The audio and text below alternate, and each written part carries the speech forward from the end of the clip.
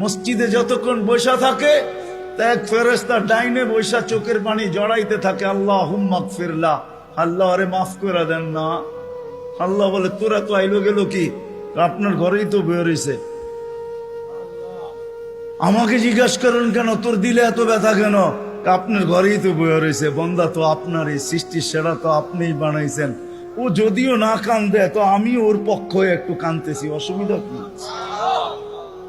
আরেকজন বলে আল্লাহুম্মা আরহাম আলাইহি, আল্লাহর উপরে দয়া করেন না। আপনার ঘরে বসে রইল, তারপরে যদি দয়া না করেন তো বাজারে গেলে করবেন, ওটা তো দয়ার জায়গাই না। কি করে না করে না দোয়া। যতক্ষণ মসজিদে বসে থাকে আরেকজন নামাজের সওয়াব লিখতে থাকে। আল্লাহ বলে ঘুমায় তো রইল, তুই নামাজের সওয়াব লেখোস না কেন? ঘুমাইলো তো আপনার বাড়িতেই ঘুমাইছে, আর কোথায় ঘুমাইছে? সওয়াব লিখবো না তো লিখবো না কেন? এটাও ফেরেশতা চালায়। আপনি ভাবেন শ্বাস প্রশ্বাস এমনি নেন? কন্ট্রোল রুম আছে, কন্ট্রোল রুম। হ্যাঁ, হাবায়েক ফি আখবারিল মালায়েক কিতাবে আছে, জালালউদ্দিন সুয়ুতী রহমাতুল্লাহ আলাইহি লেখা। যখন শ্বাস নেই তো ফেরেশতা বলে আল্লাহ আমসিকা ওয়াতরুক, বন্ধ করে দিব না খোলা রাখবো?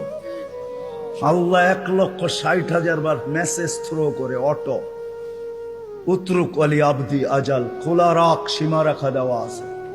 যেদিন সীমা রেখায় আসবে ওই দিন বলবো টানবো তো আর ছাড়তে দিবি না, ছাড়বো তো আর টানতে দিবি না।